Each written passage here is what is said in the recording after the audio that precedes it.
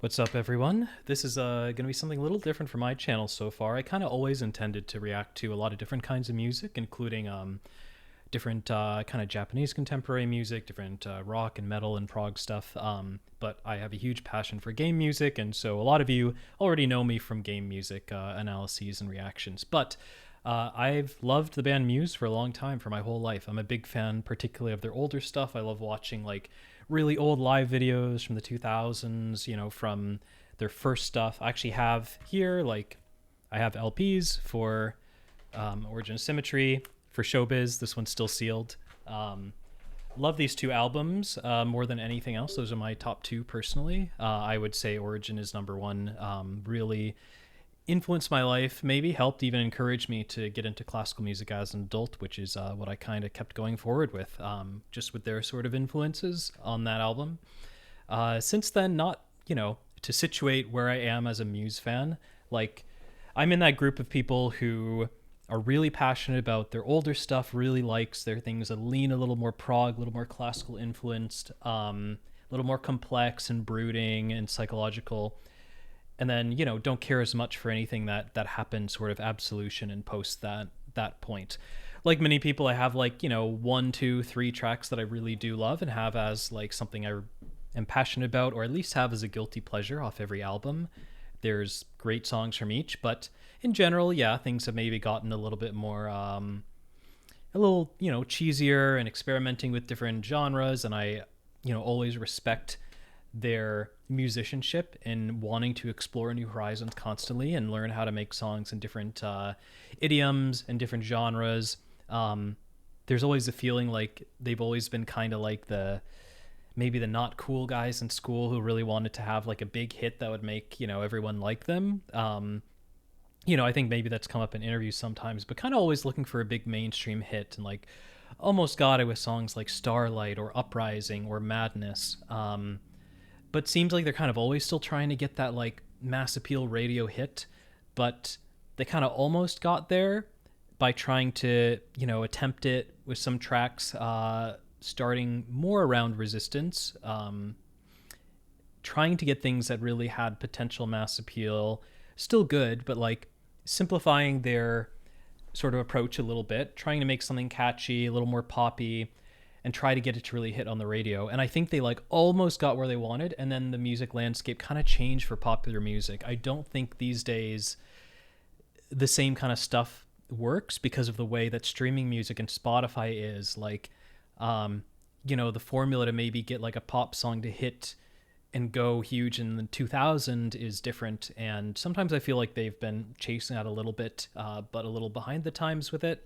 Anyways, this is just kind of rambling about it. Point is, still a band I'm very passionate about. I've seen them live twice. I wish I had done it more, but when I saw them in 2009, I think, was pretty life-changing on their Resistance tour. And yeah, I like their oldest two albums most and don't care for a lot of what they've done since then, but they have such an influence on me that I follow them passionately. No matter what happens, I will always pay attention to what they're doing. I probably won't like most of it, but it doesn't matter. I'm a fan for life, even if I'm skeptical of a lot of stuff that they make now, and don't necessarily defend it musically, but I do defend it in terms of I respect them trying different things. Sometimes they're just out there having fun. They're not the same people who made the brooding, complex, dramatic, prog classical stuff that they made on Origin of Symmetry. But I really have no idea what this track is. I was honestly about to watch a lot of other people react to it, and I thought, I don't know, I have a reaction channel. I kind of wanted to do different kinds of music, and this is a new track drop that really matters to me. I'm really curious, and maybe I don't even post this reaction, but I have a cool little artifact of seeing a recording of what my reaction was to it when I first heard it. I kind of wish I had that for a lot of things in life. So this is my own little time capsule. You'll get to see what pretty hardcore Muse fan, a critical one at that, but a pretty hardcore old Muse fan thinks of a new track. That's my perspective. And let's get it. I haven't got a clue what this is going to be. It's called Unravelling, and I think it came out maybe a week ago. And this is a lyric video. Oh man, I'm actually like shaking a little bit from anticipation because every time they drop new stuff, I'm like so excited. And then sometimes some of it's awesome, and sometimes a lot of it is just okay. But I'm always like ready for the potential for it to be incredible. Let's check it out.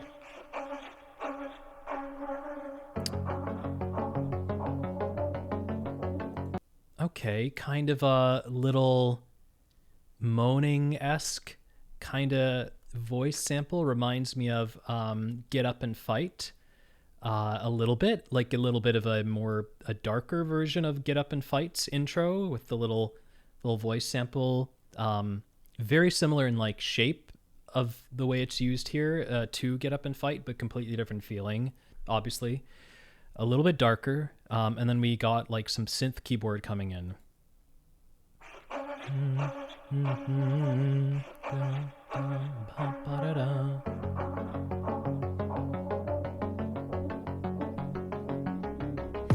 An insect trapped in amber and fading pools. The ecstasy was false.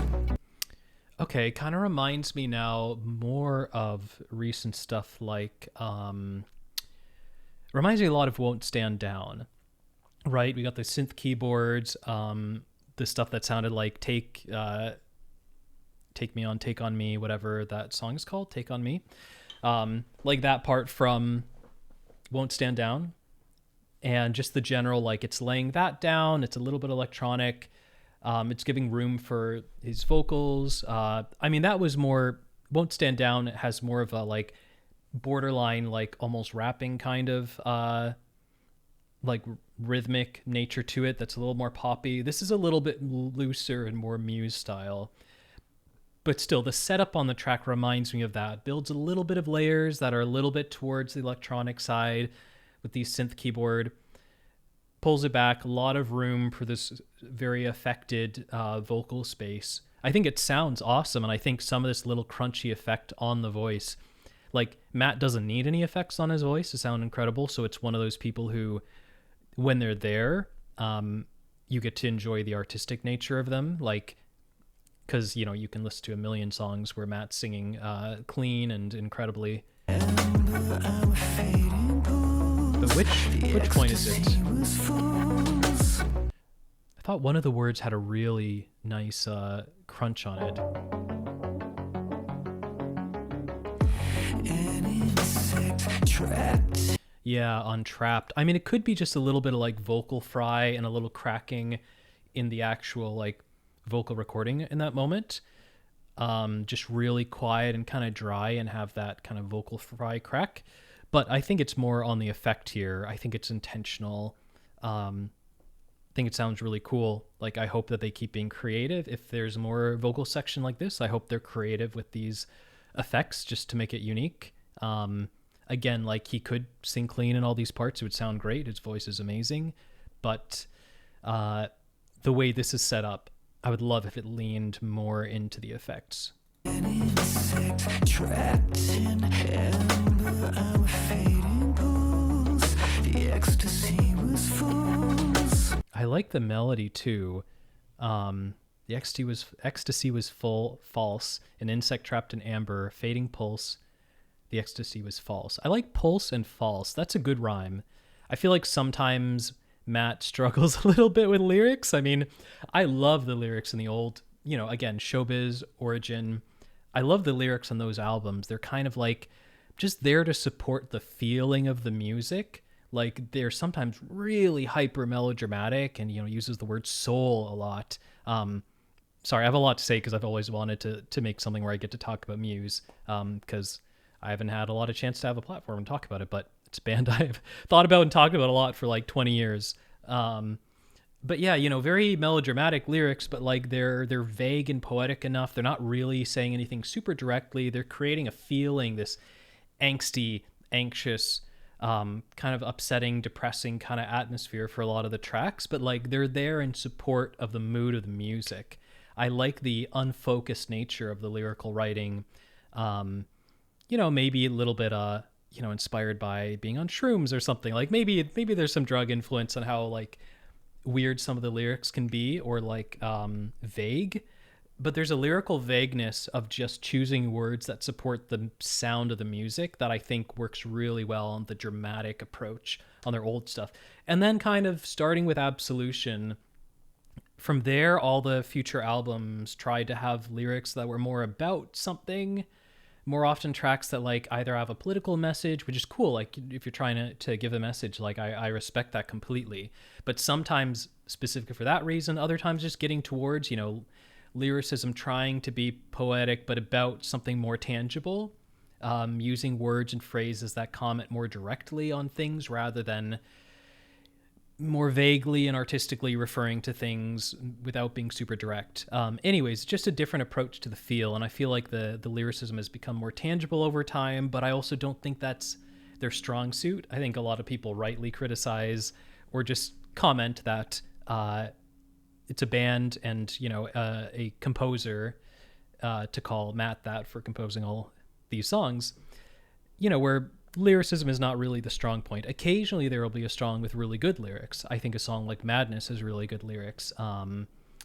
There's a few others, can't think off the top of my head, maybe like Endlessly, some of the heavier pieces as well, but sometimes it really shines. Oh, Hoodoo on Black Holes and Revelations. Hoodoo is, I think, a track that has amazing lyrics. I think that's like Matt's peak of kind of poetic lyricism, but then most of the time it's valleys where it's just not the strong suit. And right here, I like this approach. I think these phrases are good. I think the melodic writing sounds great. I like the kind of the minor six kind of interval used near the end, the kind of, you know, the fifth leap up and the minor six up. It's a really effective, dramatic kind of shaping. And yeah, the lyrics are kind of, again, they're kind of a little bit unfocused, a little bit poetic. It's not super specifically about something, and I like that. It's creating a good mood. Anyways, let's see where we go. I'm so excited. Like, I'm really taking my time here because I have a lot of anticipation to see where this what happens with this. I really don't know. The ecstasy was false. Our love is an unlit script no one can memorize. Redacted and revised. Redacted is a very Muse lyric, a very modern Muse lyric. We're going to use the word redacted in our song. You know, there's only things talking about like stuff erased. You know, MK Ultra, I think, is a track that kind of has those sorts of lyrics. Yeah, I love talking about that. I think it kind of works here, though. Again, I think these lyrics are working for me. It was a repeat section musically of the prior part without necessarily adding anything specific. But I'm expecting it's going to change soon, and I'm really curious what kind of track this is going to be. Because so far it's cool, but it really depends what the rest of it is. Redacted and revised.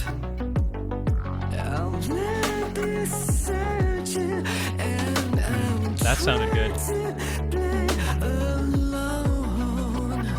I like how they used a shot of him on the keys on play. Yeah, I like that. Just for the word play, because he, you know, sure does play the piano. Pretty cool. Anyways, yeah, I love that they use the piano shot on the word play. I think the little falsetto motions in the melody here are great. For a second, I thought they sounded they had too much of an effect on them, which was kind of taking away from the sort of impact to me emotionally. But then once it comes down from the highest kind of falsetto note there, not that it's particularly high, but it is falsetto in terms of the vocal technique at that moment. But once it comes down from the top note, then you can really hear Matt's natural vibrato and you hear it more cleanly. And then it's like, oh yeah, okay, there's the personality of his voice. I think it's important to hear that because it's very unique. Nobody really sounds like him. And especially in the falsetto. So I at first, for a moment, I was like, oh no, I think they might have put too much effect on his falsetto to where it kind of lost his personality, which so much of the sound of the band is the way his voice sounds uniquely. But no, it does show up in these. Yeah, on the word you hear his falsetto a little more. Yeah, his kind of faster, people like associate with like an operatic approach a lot of times. It's not really, but like I understand, faster vibrato, a strong fast vibrato is pretty associated with that, and he can lean towards that a little more. And you can hear it there a little bit. It's quite a fast vibrato on that note. I'll never search it, and I'll try to play alone. Great melody. I really actually like this section. And I'll try to play alone. An insect trapped in Same lyrics again. a static hum, no longer happy to. Okay, the keys are gradually morphing their synth into something different, kind of building up. No longer happy to. There's the guitar. Okay, we're getting some chugging. Maybe we're going to get some riffs. All right, I hope this is pretty heavy. Not like, heavy is not always better. It's easy to like fall into a pattern of just like, oh, heavy equals good, and then just go as heavy as possible. There's a reason why, it's not always better to just go as heavy as possible. But with Muse, people always beg for it because one, their older stuff was heavier and people oftentimes like that more. I just think it was, just the best stuff they happened to have made. Style worked great for them at that point in their lives. So I'm also one of those people who's like, please give me like the heaviest thing you can make, Muse. But just saying like, it's a little short-sighted to just say it's always better, but I am somebody who's begging for it. I just think when they do it, they can do it really well with their combination of influences. So let's see, we get a little bit of a chugging here, and I hope it continues.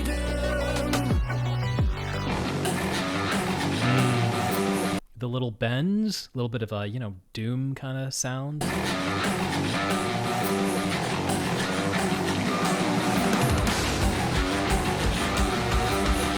I like the drums here. It's kind of drum roll into the little fill. I just think it adds a lot to this emotion because it's not only drum rolling and filling at a transition point, like it's while the other stuff's continuing. So it like does its own build while this section's still going instead of only at a transition point.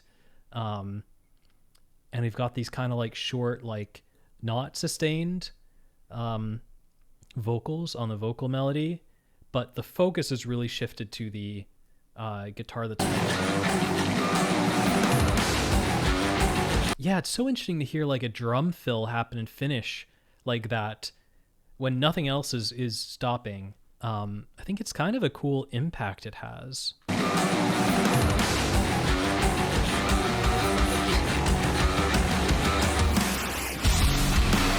Yes, fuck yeah.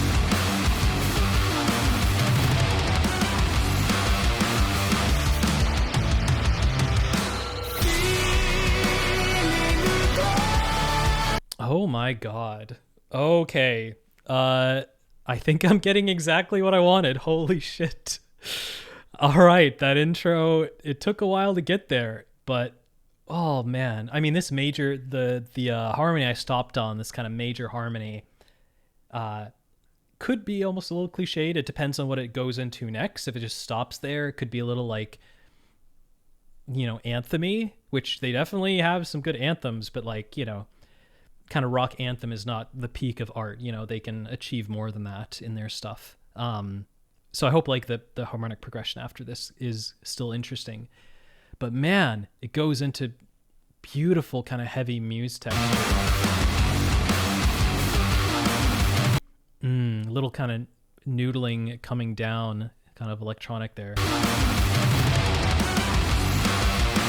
Odd like little synth strings or something there, just for like little da-da for a moment, and then nothing else. Be kind of these kind of power chordy things for a moment leading into this drum hit. We stop for a moment, fade to black even in the video when it stops, and then it comes in with the good shit. This is what you want to hear.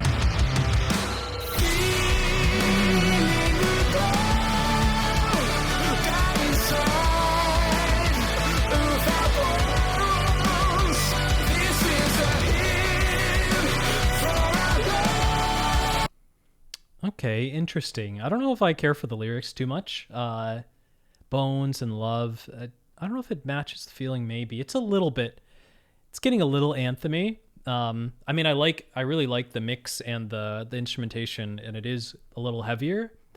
But I gotta see where it goes, like melodically. Like it's good. I like the melody. The lyrics work, but the overall vibe of like the chord progression, the melodic shape, and the lyrics together are creating like a vibe that's a little different than what I like would, you know, hope for at the very most. Like hope for this thing that's a little bit like, you know, existentially dramatic rather than as down to earth about, you know, a little bit something a little anthemy about love. But nothing wrong with it at all. I think it sounds great and could end up being a favorite depending on what happens after this. But just giving my completely like fair impression of it. You know, somebody who's being kind of harsh on them out of love completely.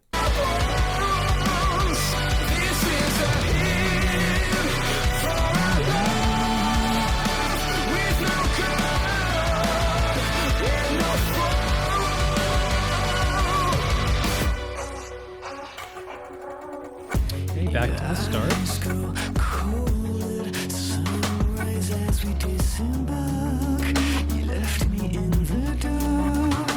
I mean, that might be my favorite melodic part. Well, no, the little falsetto after this. I actually like the melodic work in these sections much better than in the heavier section, which I guess is part of why it's slightly disappointing, because that's like the chorus and would be nice if that was where the best melodies happened. You know, that's your best stuff. And maybe the outside sections, there's not as much there to attach to. But here I actually really like the melodic work and the sound of the other sections. Like, I think they sound great. I like the lyrics in them. An insect trapped in an unravelling high. Our heaven is alive.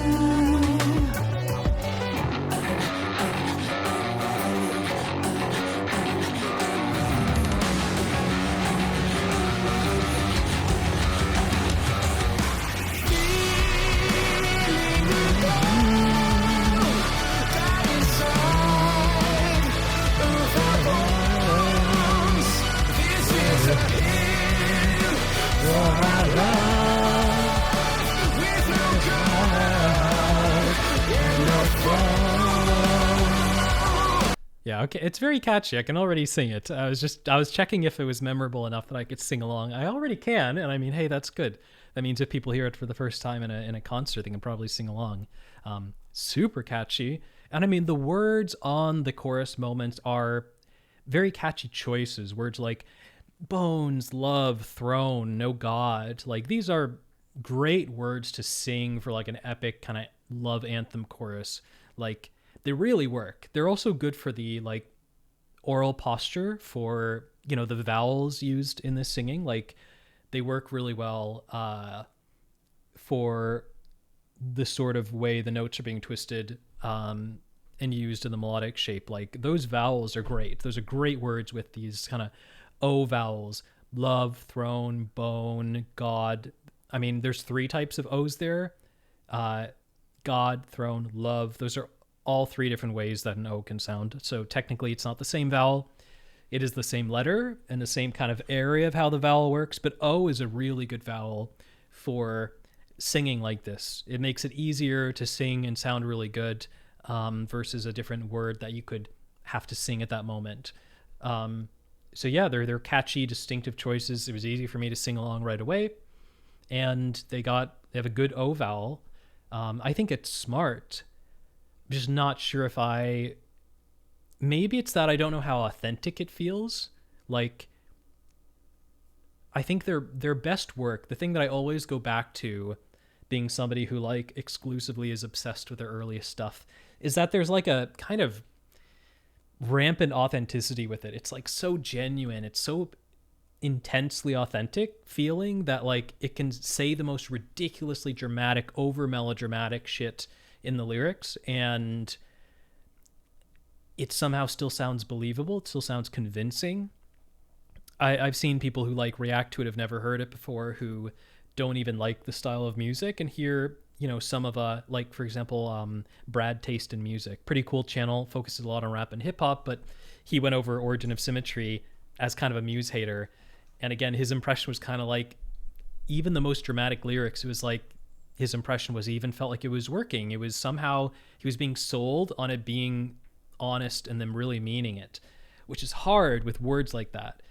But I feel like they've never quite been able to capture that level of authenticity in the drama, despite like the very dramatic and even theatrical kind of feeling in general of some songs they write. Not as much now as before, but it still comes out like this is definitely a dramatic song. But yeah, it's hard to capture the same authenticity that those dramatic lyrics used to have for them. So I'm not sure if I'm fully sold on like the heart in this song. Funnily enough, I feel like it's about heart. That probably would have been a word in the chorus if it had an O vowel, but heart is not as easy a word to sing with those shapes, that kind of vowel shape. Anyways, we'll keep going. Again, I really like the verse a lot more than the chorus, actually, even though I like the instrumentation of the chorus. I think it's missing as well a little bit of the kind of Rachmaninovian harmonic progression that Muse really leaned on in Origin of Symmetry. Obviously Space Dementia literally pulls like 2 or 3 parts that it quotes from Rachmaninoff, one section note for note and chord for chord, which is awesome. I think that's totally huge reason why they did so well in some of that stuff. It's not copying, but it's like a little bit of an arrangement at times of that music.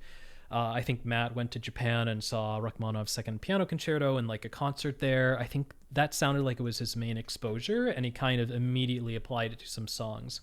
Never really talked in interviews about like it being a life-changing thing to see. But the way he talks in interviews, he's very nonchalant and a little bit like distracted and unfocused. He's very cute and like amusing and eccentric, which is one of the great things, but he like talks fast and isn't super clear about stuff and sometimes alludes to some interesting thought processes, but in general, it's hard to get as much out of him directly. So he's mentioned it, but he didn't necessarily talk about, I don't know if he's ever said on record, like, oh yeah, it changed my life seeing that Rachmaninoff Concerto No. 2 in Japan.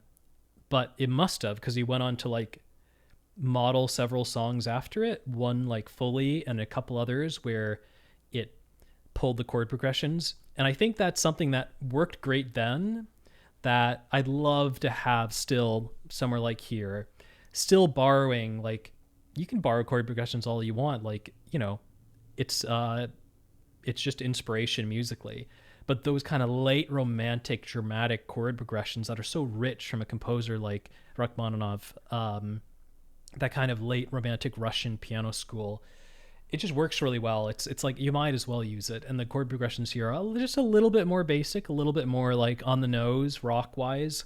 And I would love if like the drama again of the lyrics was supported a little more by this rich late romantic harmony that adds musically to the complexity and drama to support the lyrics, instead of sounding a little more rock anthem-y, like something we've heard before. But maybe it'll grow on me. I feel like every Muse song grows on me a bit. Some of them I'm really skeptical about at first, and then they really grow on me. Some even do an arc. Some I hate, and then I love, and then I hate again. I think that happened with Won't Stand Down. I thought I would love it, was really excited, then I immediately did not really like it when it came out. Then I started to love it, actually listened to it a lot, and then I fell off of it and was like, actually, I'm not sure it's that great. I think it's kind of bad. I actually have a pretty cool, I should show the spreadsheet that I have. Yeah, so I'm a spreadsheet person. I think some years ago, going up to Will of the People and Cryosleep, did a whole thing rating like, Blue is SS tier. You can see my favorite songs here in Blue. I love a lot of these B-sides like Futurism, but Blue are my SS tier. A is, the dark green, light green. And then I sort of totaled up the number of tracks at different tiers for the different albums and then showed what kind of rating they get based on that. Just comparing the numbers of the songs at each tier. Yeah, so you can kind of see that Showbiz, Origin, BH&R, and Showbiz B-sides, and sort of the later B-sides as well, are my favorites. And everything else actually ended up at a B. Will of the People actually averaged out the same as Absolution for me. Somehow. How is that? That doesn't seem correct. I think I need to fix that. I don't know what that is. But there is some data on like other people's ratings, some other stuff on song ratings, and stuff, album histograms. This came from polls, I think, for other people. Or no, this is mine, I think. Yeah, this is mine.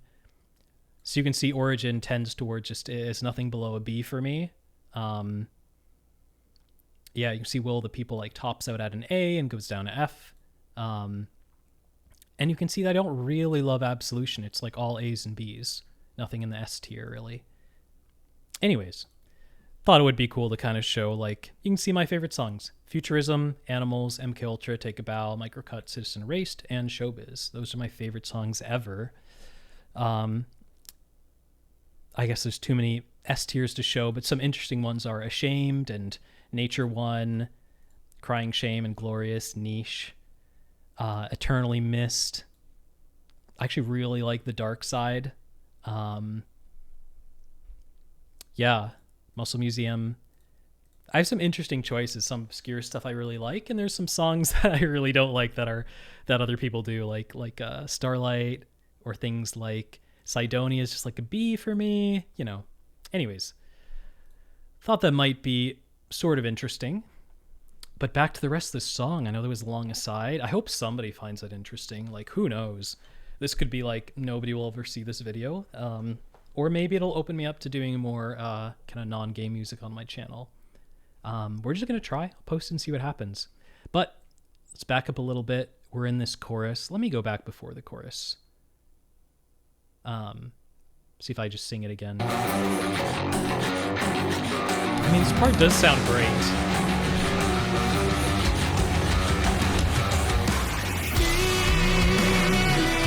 I gotta say, the first hit with these guitars coming in with the full sound on the chorus does sound great after this little dropout. Like, that wall of sound is really satisfying. It actually is really pleasurable. And maybe that's what I'll go back to when I start listening to it more.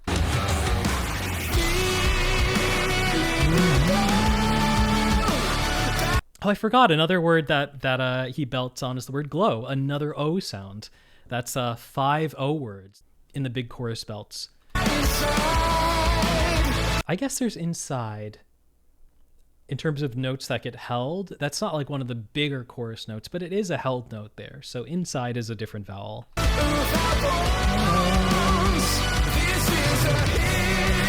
Yeah, and him. So inside, him. Okay, they're not all O's. There's just a lot of O's.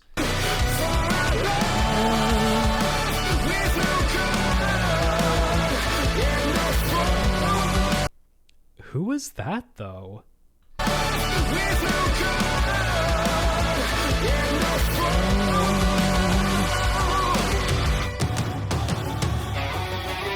Oh, cool. Some neat sounds. Yes, fuck yeah.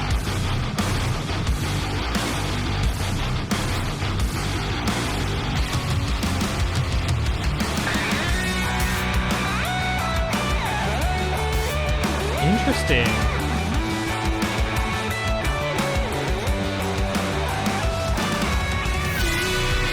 An interesting little solo is really simple. Like, just kind of, arpeggio 3 notes up, kind of 3 notes down. Not like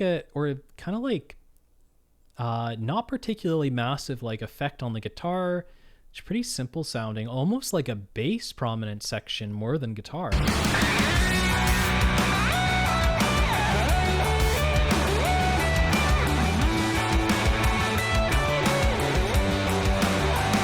It's more like a little bridging section, to be honest, than a solo. And like the bass starts static and then it starts moving, and the bass line is really, really nice here.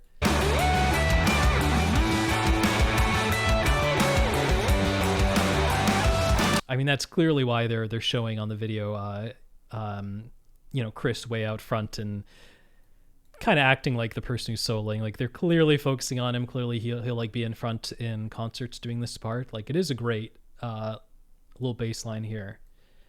But I love that kind of breakdown there. It sounded fantastic. They kind of build up into it.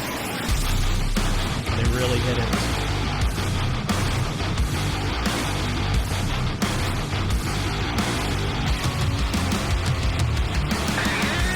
I love that descent there. There's some kind of, not just one note at a time, a little bit of some chords, or at least intervals of two notes, like going down. It could be one note with an effect on it, to be honest, but I love that descent. Sounds great. Yeah, very cool. Super heavy breakdown. It, reminds me a little bit of like, again, Won't Stand Down was like the tease for the last album, Will of the People. Got people really excited about like how heavy it could be. We had this clip of Matt like playing the breakdown from Won't Stand Down for his son in the car, and people like, holy shit, that's like the heaviest thing I've ever heard from Muse. Is this their new direction for the album? Are they going like super metal? There's a little bit of a roar kind of scream in there with some effects on the mic, kind of for the first time. And people were like, whoa, is this a new direction? There's like an official post, maybe from Matt, I forget, with like a hashtag saying it gets heavier, implying like the rest of the album was going to be just as heavy. To be fair, they did then, release Kill or Be Killed, which you could argue is heavier, but I guess so. Won't Stand Down and Kill or Be Killed kind of like peak at a similar level of like how heavy metal they get. They both have a little bit of a scream, which is like new ground for Muse. But for example, Won't Stand Down, Unravelling reminds me a lot of that. There's like some simpler verse sections that are actually a little bit electronic. Then they bring in the guitars. They have like this real crunchy, chuggy breakdown. They have this, sort of dramatic soaring chorus. But it's just like kind of encapsulated in the song. So to me, I almost hesitate to even call Unravelling like a truly heavy track or metal track, same as Won't Stand Down, because it's like, it's only part of the track. It's very compartmentalized. It's like there's multiple styles in the track and they only go metal and bring in those instruments for one part. And I don't know if I love that as much. I kind of wish it felt more like older tracks that could be heavy, but like you still feel like it's a rock band playing their instruments start to finish. You know what it's going to seem like live. You get settled in the context of these instruments and then see what they can do, rather than seeing what they can do actually just being, well, what does it sound like when we completely change the sound of the instruments or completely change the instrumentation?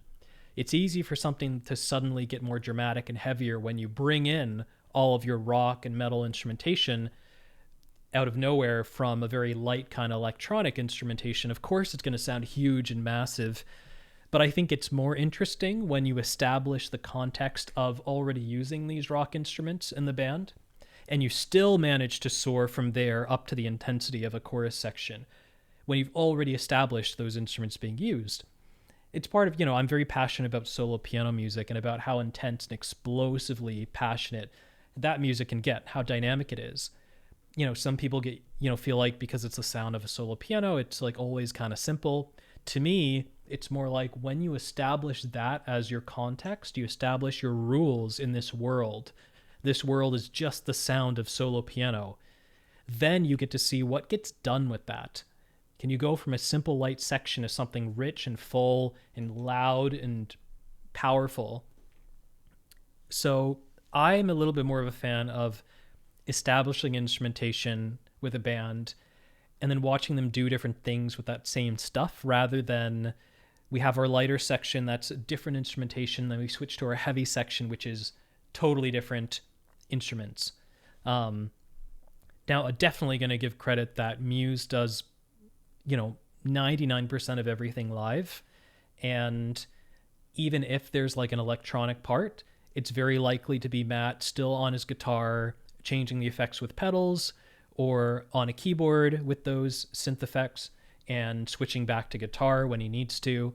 it's very likely that it is all going to be reproduced, played live seamlessly, with transitioning between these sounds. So it's not actually so far removed from a band using their instrument start to finish in different ways. It kind of still is that. But I mean, still, the impression of the music as a whole is whether or not they can do it seamlessly live. It's still like, I enjoy the musical experience a little more when you establish your instrumental bass line and then use those instruments to go somewhere. Like a track like Stockholm Syndrome, like, yeah, brings in sort of the wind synth effects and brings in the keyboard arpeggios in the chorus. It does bring in some other layers, but still, like, you start with this empty, the only thing happening is the amazing guitar riff, just in a vacuum. You bring in the other instruments, it's energetic, but like you've got some layers, and it goes from there with the same instruments up to this incredible chorus section. I just always kind of like that stuff a little more, rather than sort of Won't Stand Down, sort of establish a different feel, and then all of a sudden, boom, we're this huge like heavy metal breakdown and like Muse full rock chorus. I don't know if the compartmentalized approach works as much for me. I think every part of this song sounds great, and I think I like it more than what they were trying to do with Won't Stand Down, which to me, I think this has almost a bit of a cheesy message, but I think Won't Stand Down, it's a good message, but I think the lyrics were less successful there. They're closer to being successful here if we're comparing them as similar formulas. And although the vocal verse in Won't Stand Down sounds good, but the sort of pop style of the approach, I think, was like a fun thing for them to try, but it was in that realm of like kind of an experiment. Whereas this, the verse in some ways is similar, but it's a little bit more free rhythmically, where it sounds more like it's closer to what Muse might do typically. It's closer to how Matt actually sings, and I just like it better. I think the melodies are good. I think the lyrics are good in those sections. So I think part for part, I like this more than Won't Stand Down. I think I like the chord progression in Won't Stand Down's chorus a little more than this. But it's also briefer, and yeah, the part as a whole doesn't sound as good. I think this also sounds better mix-wise. I think the guitars and stuff in the chorus sound fuller and better. I think in Won't Stand Down, there's some weird, like, I just did not like the mix in that as great as like chord progression and the drama of the loud parts in that song are. I think the mixing is weird. Like, they really drop down the guitars in the chorus, and I would like a different approach there for it to really succeed. Like, maybe somebody could remix it a little bit. Anyways, yeah, I love the breakdown in here. I know I just went on a probably 10-minute tangent, but back to Unravelling. Part for part, I like it better than Won't Stand Down, even if I don't like the compartmentalized approach to the songwriting instrument-wise as much as other approaches. And it's got this like chugging breakdown, I think sounds fantastic. It descends into this odd little bridge solo where the guitar is actually pretty subdued. It's good, but it's a very simple little one note at a time, basic, like, can't really call it a guitar solo. Funnily enough, Matt has always said he hates guitar solos and does not think they're cool. I think maybe he like contradicts himself sometimes about that, but like the primary like interviews in the past are just funny, him saying like guitar solos are super uncool. He has a few amazing ones, but that's part of why the band doesn't really use them. He's just not a big fan of big guitar solos. Everybody wants more from him, but he doesn't really like them. This is almost like kind of a middle finger to guitar solos. Like, it's a cool little bridge, but it's almost more about the bass. The music video is focusing on Chris with the bass. Again, the bass starts static and then it starts moving. Not enough to be called, I think, a bass solo. Like, I've heard some other rock and metal music where like the bass can really go off on like a really bold solo adventure. This is definitely not that, but they clearly know, based on how the video is presented, that the focus is not on the guitar. They're not showing Matt doing this, solo. It really is a bit of a middle finger to the idea of a guitar solo, and I like that because it's true to them. It's true to Matt. According to him, that's just what he thinks. And yeah, clearly they know it's about the bass here because they keep showing it.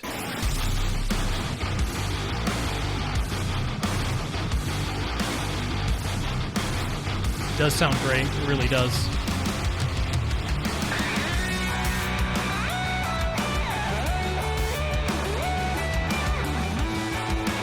Almost reminds me of the what is that song where he says the lyrics yellow bellied? Defector. Not a song I ever listened to, and then when I started listening to Defector for the first time, it's like, damn, the guitar solo in that song sounds great. This almost reminds me a little bit of the Defector guitar solo. I mean, this just sounds kind of fine. It's nice. It's not like Defector where it actually sounds incredible. Just the kind of effect on it and the melodic and harmonic stuff happening in Defector sounds so good. But there's some like similar DNA between them of just the very simple kind of arpeggios, not trying to show off in any way, but still being a guitar solo.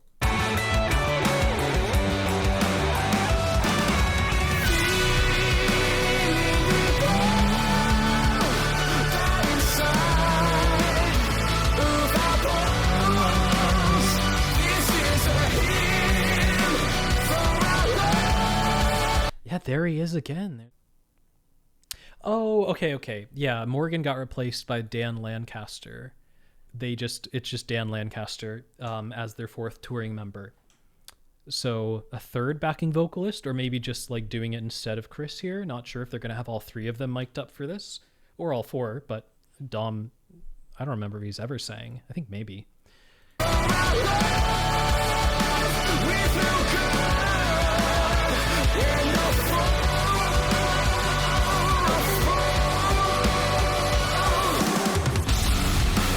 Yes. Yeah, back to this. I still don't know why they have those two synth strings just going da-da. They only do it once. They don't. I keep thinking it's going to lead into like a bunch of a section with a bunch of synth strings, or maybe actually recorded strings. But I don't think you'd bother for those two notes. I just like, why bring those two notes in? It doesn't lead into them being used anymore. It's so funny. Like they just, pop up, say hello for just one moment, and then disappear.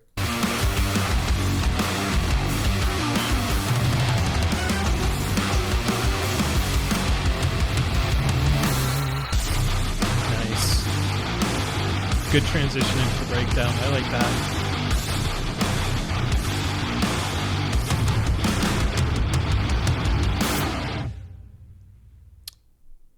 All right. Good stuff.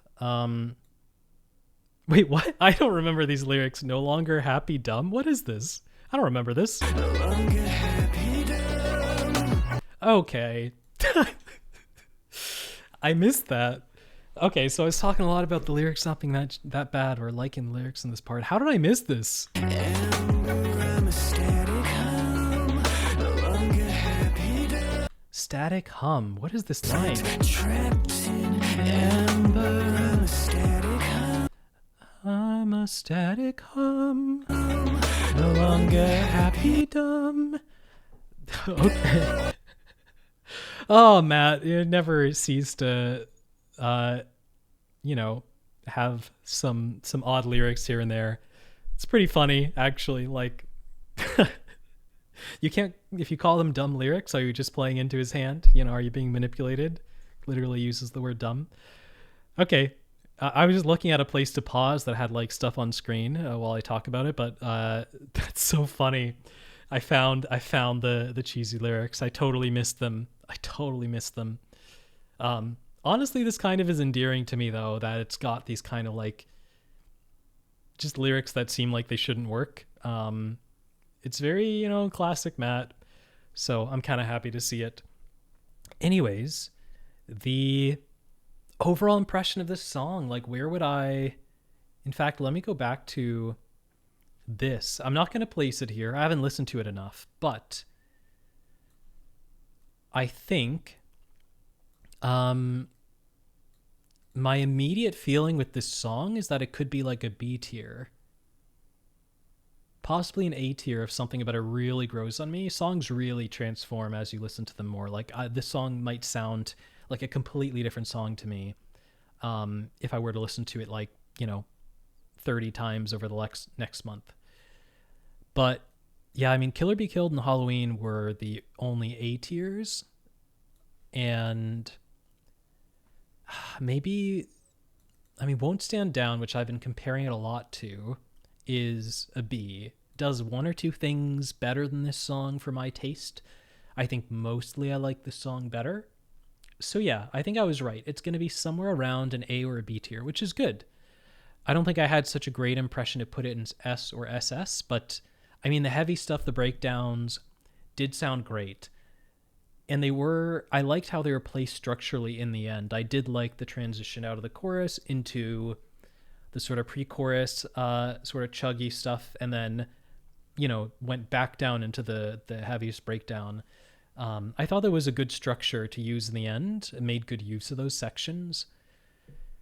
And they do sound good. Something about it doesn't fully connect with me, but it could be just, again, I need to listen to it more. There's no guarantee it'll go up in my mind. It could go down as I listen to it, but probably I would expect it to go up. That's my guess. So it could raise to an A, maybe an S if like I'm surprised how much I actually really like it and just want to listen to them, really chug with those sections. Like they do sound good, and maybe I will keep listening to the song just to hear them. Because it's a good amount of the song. But I think a song like Killer Be Killed has a more consistent and like a kind of dramatic vibe that I like a little more. So I don't know if it would surpass this. Killer Be Killed has some issues. Like I don't, clearly it's not up to like S or SS, but it's good. I like it and I still listen to it. But I don't know if it's going to reach to be as good as that. Just again, I feel like Killer Be Killed approaches, again, that sort of authenticity of the emotion behind it a little more than this song does. And I think you kind of need that to be at least an A tier song in my mind. It's gotta feel pretty earnest to me somehow. And this one doesn't quite yet. It doesn't quite feel like it's coming from the heart rather than just, songwriting. Anyways, that is going to do it. This is my first video on, some non-game music, and, maybe you found me from that. Maybe you found me from looking for reactions to this song. When I listen to Muse reactions, I will look at every single channel, even people with 5 views on their videos. So I would watch this video myself and then probably skip through it because it's way too long. But again, I've probably kind of hadn't had the chance to share a lot of thoughts on this band before, and I've heard everything, so there isn't anything for me to react to as far as them, unless I want to make a video about the band. But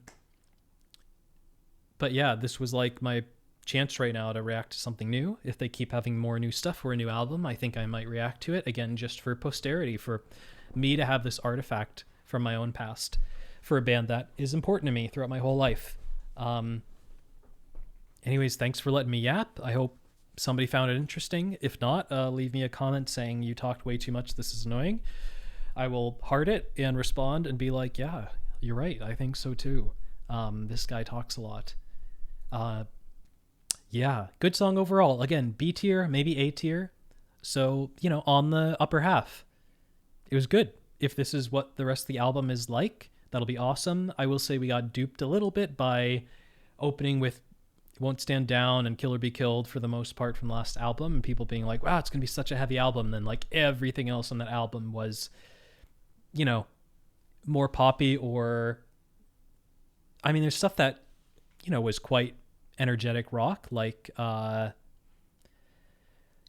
Liberation, or We Are Fucking Fucked, or Euphoria, but like it wasn't what people were expecting. And then a few of the other tracks were like kind of either very light or silly. So we'll see if we're getting kind of duped again, that this is the, heaviest song on the album. Other songs could still be great if they're not this heavy, or maybe this is the approach on the album, and maybe Dan Lancaster has more of an effect. All right, I'm going to shut up. I'll get out of here. Thank you for watching. have a great day and enjoy whatever Muse releases next. Bye.